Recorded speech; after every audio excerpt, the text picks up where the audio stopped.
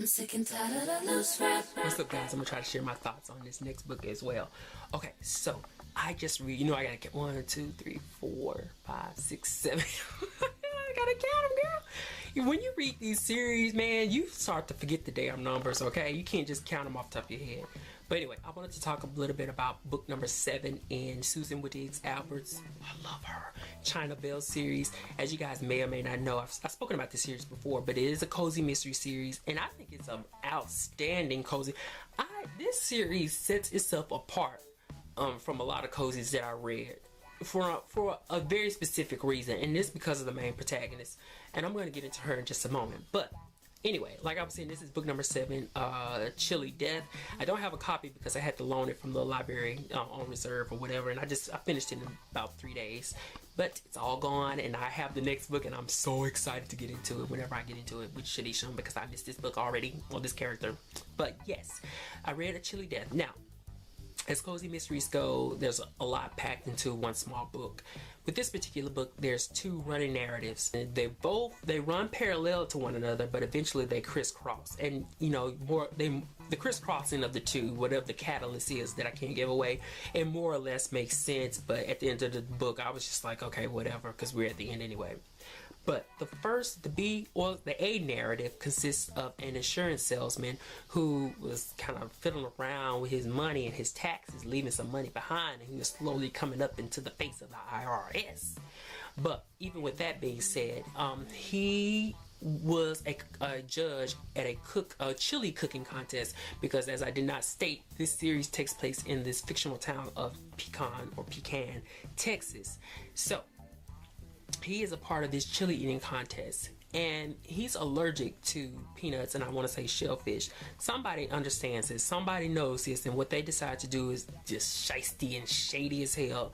They decide to slip some peanuts into one of the contestants' bowls of chili, or pots of chili, so that when the judges start to pick up their bowls, they're doing their jobs, trying to see which is the best chili in this Pecan Springs, Texas. But however, with that being said, this insurance salesman ends up dead because he's allergic to peanuts. I think it's called anaphylactic shock or something like that. So that's the A story. Now the B story consists of some theft going on in this treatment center. It's sort of like a nursing home / a recovery center for people with physical injuries. The reason that China is so much involved with this is because in the previous book, her fiance was shot.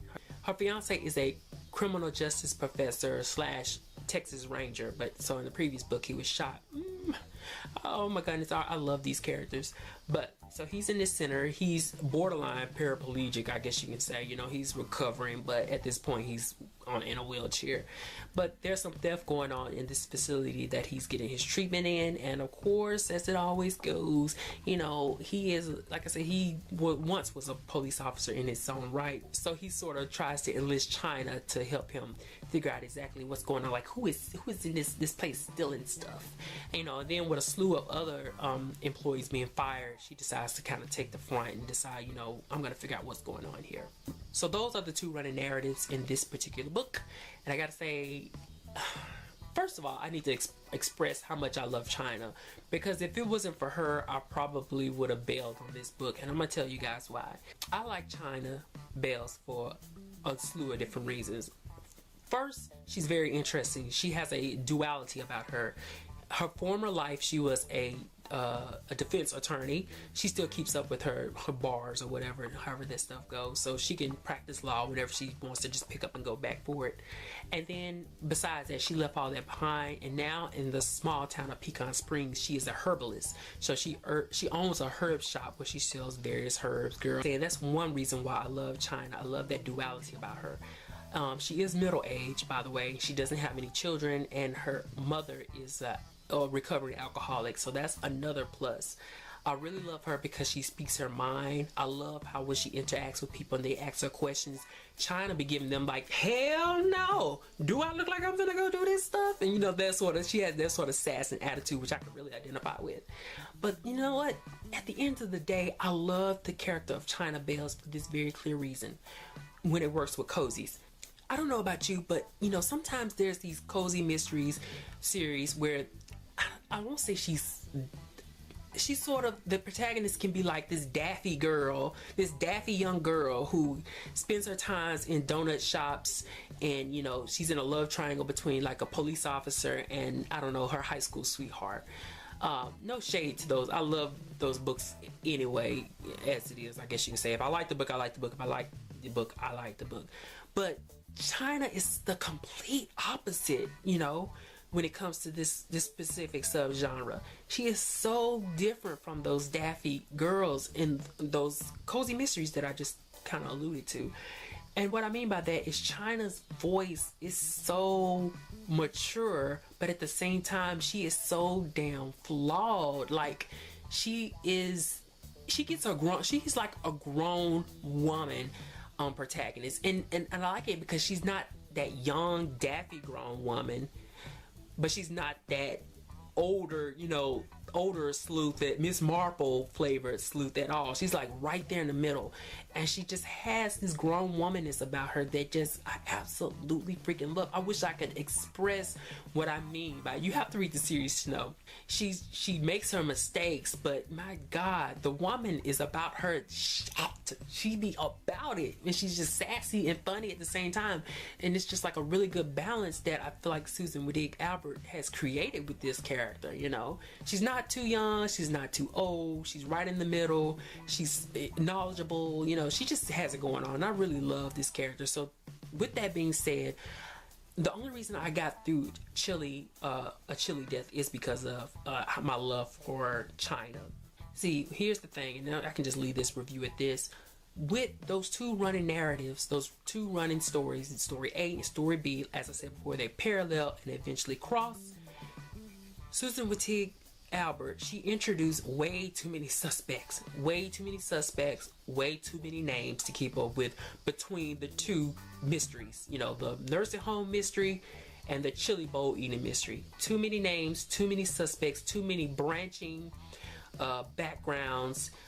Some characters, like at the end, some suspects at the end of the book showed up in phone calls as well as on stage, and it just got to be too muddled for me. You know, I can't. You can only keep up survey with so many different running narratives when it comes to piling in a variety of different suspects that you as the reader has to keep your eye on. But I will say that even though that Wittig Albert did that, she does have a knack for giving even the smallest character a proper storyline. So they're not just in there to dilly-dally around and facilitate certain things. So I will give her that. But still, a Chile Death, you know, with these two running stories, too much to keep up with, too much to keep survey of. You know, these characters have names like, I wish I had a copy of the book. They have names like, you know, they're from the South, they're from Texas. They have names like, oh my goodness, even the main guy that died, his name was Jeffrey. You know what I mean? Like stuff like that. Like you have to keep up with these type of names. So with that being said, I was just like, you know what? I don't know. So about 3/4 of the way through, I completely disengaged with the story. I was just like, you know what? I'm tired of keeping up with these characters. Like I can't do it. I just can't do it. Like I'm not about to do this with you, Miss Albert. Like you just give me China, and let's go for the goal, because this back and forth between these two parallel story threads is just too much. And then having to keep survey of the characters' names and, you know, what their purpose is, what they mean, what are they doing in this story. You know, there's the cheating wife, the cheating husband, the cheating, the mistress who is married but cheating with another man, all of that stuff. Then you throw in the paperwork, you know, keeping up with the legal documentations of what this character is. This character needs this will, this character is looking for this document, China is uncovering this and that. It was just too much. It was just too much. And that's why I just want to leave this review in saying that I thought Chile Death was, I think I gave about 3 stars, but I thought Chile Death was good for the simple fact that Susan Wittig Albert created this amazing cozy mystery protagonist who is just rock on. I know I sound corny saying that, but I just think it's so amazing. I really do love this character, and if it wasn't for her, I would not have loved the Chile Death. Like it was just getting on my nerves, and I really had to kind of swallow everything that I had and just sit down and just rush my way through the rest of the mystery. But I have to say that the final confrontation of the book was actually good. It was enjoyable. I love final confrontations. I love when the main protagonist is going toe to toe, finally face to face with the antagonist. And with this particular one, China was incapacitated, and you know, it got kind of tough up in there. But even though I did like that part, you know, I don't too much care for how China got out of that situation. I am not a fan of the Deus Ex Machina, whatever you call it, that crazy thing.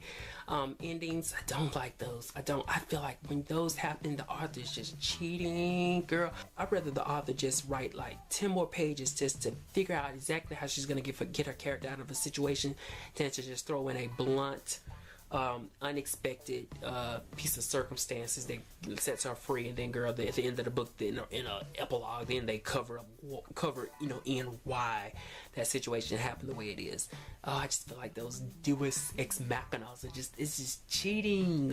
Like, no, let your character struggle, let your character bite hard into the ground and pull herself up out of her grave alone. So with that said, I'm definitely ready and active in my spirit to read the 8th book, which is Lavender Lies. I keep looking at it and I'm so happy that I already have it. It's so awesome, so I can pick it up and read it whenever I want. So that's all, guys. I have got to go. It's getting hot and it's like almost 8 o'clock and I'm ready to go read my book. Peace.